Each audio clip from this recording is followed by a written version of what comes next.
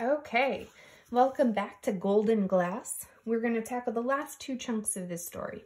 So we are going to look at lines 93 through 135, and then we're going to look at 136 through 147, which is the end of the story. Okay. All right, so for lines 93 through 135, it asks us to pay attention to three different things. So let's talk about these. First, it asks us to underline text that shows that Ted has changed. So we want to be paying attention to that character and how he is different. And then the second thing asks us to make a note in the margin summarizing how Ted has changed. So that's something we're going to wait until the end of this chunk to talk about. So just focus on underlining the information that shows that first, and then we'll come back to the summary bullet. And then the last one, in the margin, write something you learn about Ted when Vita compares him to wild pheasants in these particular lines. That's something we will also come back to at the end of this chunk, but be listening very closely to that part when we get to it. Okay. So we're right here, line 93. He began to build the top floor now, but he had to prune some limbs out of the way. Well, that was okay as long as he was careful. So he stacked them to one side for kindling and began to brace things in place. It felt weird going up into the tree, not as safe as his small contained place on the ground. He began to build it, thinking of light. He could bring his comic books, new ones, sit up straight, and eat snacks in the daytime. He would put in a side window facing the house to watch them, if he wanted, and a tunnel from the bottom floor to the top. Also, a ladder he'd found and repaired. He could pull it up and place it on hooks, out of reach. A hatch at the top of the ceiling for leaving or entering, tied down inside with a rope. He began to sleep up here, without the dog, with the tunnel closed off. Vita noticed. Ted had become cheerful and would stand next to her left side, talking sometimes. But she realized she mustn't face him or he'd become silent and wander away. So she stood, listening, in the same even breath and heartbeat she kept when she spotted wild pheasants with their long, lush tails trailing the grape arbor, picking delicately and greedily at the unpicked grapes in the early autumn light. So sharp, so perfect, so rare to see a wild thing at peace. She knew he ate well. His brother brought out a half-gallon of milk that never came back, waiting to be asked to join him, but never daring to ask. His sister made him an extra piece of ham for his 4 eggs. Most always he ate cold cereal and fruit or got a hot chocolate on the way to summer school. They treated Ted somewhat like a stranger, because he was. Ted was taking a makeup course and one in stained glass. There he talked and acted relaxed, like a boy. No one expected any more or less. The colors of the stained glass were deep and beautiful and special. You couldn't waste this glass. The sides were sharp. The cuts were slow and meticulous. And it tells us, or I've written in on the side, that in this context, meticulous means detailed and very careful. So the sides were sharp. The cuts were slow and meticulous with a steady pressure.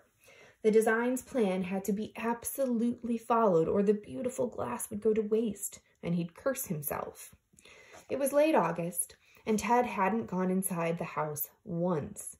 He liked waking up, hearing nothing but birds, not his mother's voice or his sister's or his brother's. He could tell the various bird calls and liked the soft brown quail call the best. He imagined their taste and wondered if their flesh was as soft as their song. Quail would have been okay to kill, as long as he ate it, his mother said. Instead, he killed jays because they irritated him so much with their shrill cries. Besides, a neighbor paid Ted per bird because he didn't want them in his garden. But that was last summer, and he didn't do that anymore, and the quail were proud and plump and swift, and Ted was glad. Okay. So that's the end of this section. Let's pause and talk about it. Hopefully you underlined some ways that you noticed Ted was changing. I made note of some things. He did not go in the house. He had started to become cheerful. He would start to talk more to Vita, his mother, and that seemed to be different than how he had acted in the past. So there's some other things that I made note of about how he was changing, but he seems to be growing a little bit. So I would pause the video now so that you can, or in just a moment, write your own summary in the margin. Remember, a summary is when we take a bunch of information and we try to make it more concise, meaning shorter. So this whole section shows him changing. We want to take the most important information about him changing and write just 1 or 2 sentences in the margins about that. Okay, so go ahead and pause now and do that.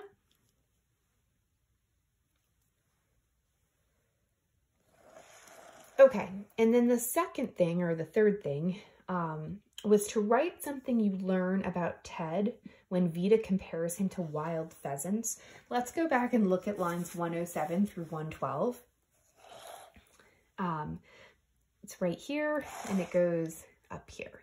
I would go ahead and reread this to yourself in just a moment, but I do want to point out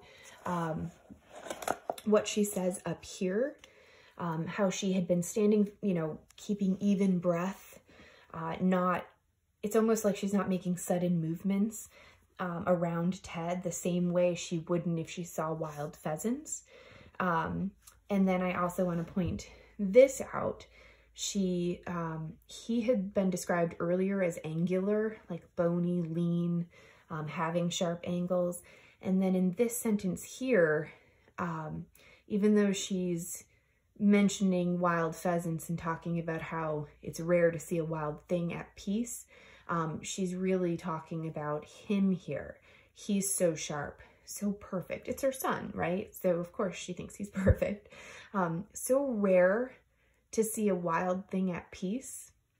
Her son is different than some of the other members of her family, and he wants to be outside and he wants to be alone, and he is, I think in this context, being compared to the wild turkeys. He is the wild thing, and she gets to see him at peace, and so she doesn't want to disturb that. I think that's some stuff that you want to specifically pay attention to. So I would reread this and then go ahead and write in the margin something that you learn about Ted from that comparison. Okay, so pause the video and do that now.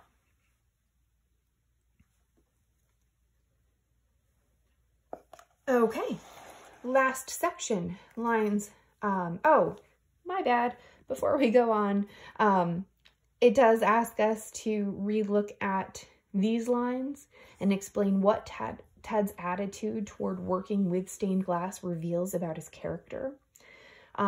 So it's asking us to analyze a specific thing and apply that to his character as a whole. So what do we learn about him as a person based on the way that he handles the stained glass? So he's taking a class over the summer and he's learning about stained glass and to make stained glass designs.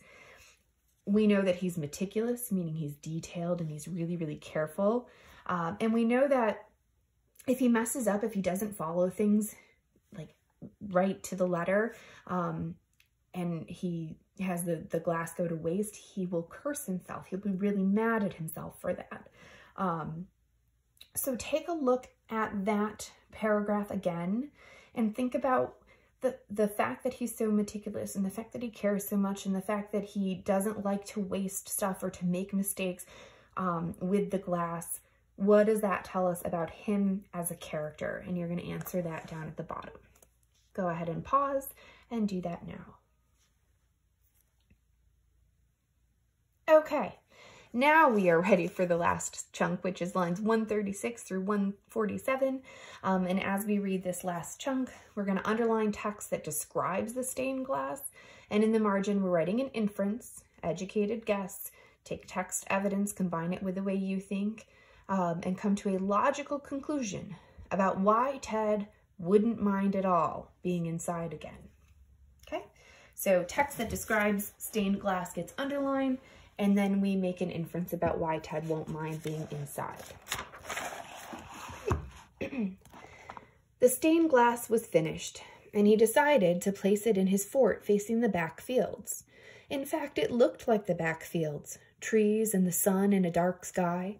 During the day, the glass sun shimmered a beautiful yellow, the blue a much better color than the sky outside, deeper, like night.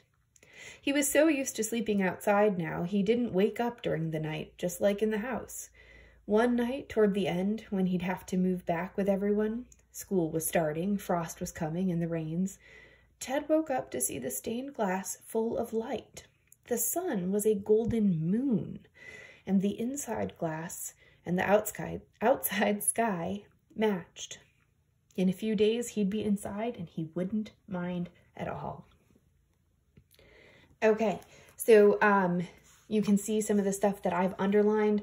And then for the inference that you're going to make about why he wouldn't mind at all, I would think really carefully about this line here and the fact that the sun in his stained glass design looked like a golden moon. And think about what we learned earlier in the story about how him and his mother feel about the moon. Okay, so go ahead and pause the video and make your inference in the margins. Okay, the last couple steps, it asks you to re-look at the same lines that we just read, and it asks you to discuss. You might not have people around you who you could discuss this with, and that's okay. Maybe just pause the video and think. But it asks you to discuss what the stained glass means to Ted. Cite specific evidence from the story in your discussion. Now, this is not an answer that you have to write out, but try to think.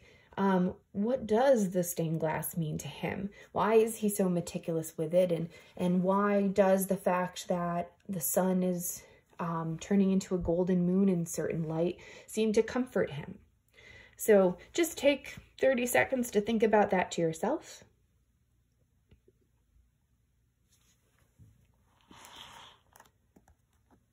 Okay, and the last bit, the short response. This asks you, how does Ted change over the course of the summer? How does his relationship with his mother change? Review your reading notes and be sure to cite text evidence from the story in your response. Okay, so there are a couple questions there, but don't let that intimidate you. We've actually talked about both of these questions as we read certain chunks. So it's asking, how does he grow throughout the story, both as an individual and in terms of how he relates and connects with his mother. So I would try to ace your answer. Remember, A stands for answer, so turn the question or questions around and complete that statement to have a full answer. C stands for cite text evidence, which it already reminds you to do. Pull a quote from the story that you feel like you can really talk about that supports your answer. And then E stands for explain. Explain how the quote that you pulled actually supports or connects to what you've given as an answer. And then cite a second piece of evidence and then explain the connection again. That's how we ace our answers. So look back at the notes. How did he change and how did his relationship with mom change? Good luck.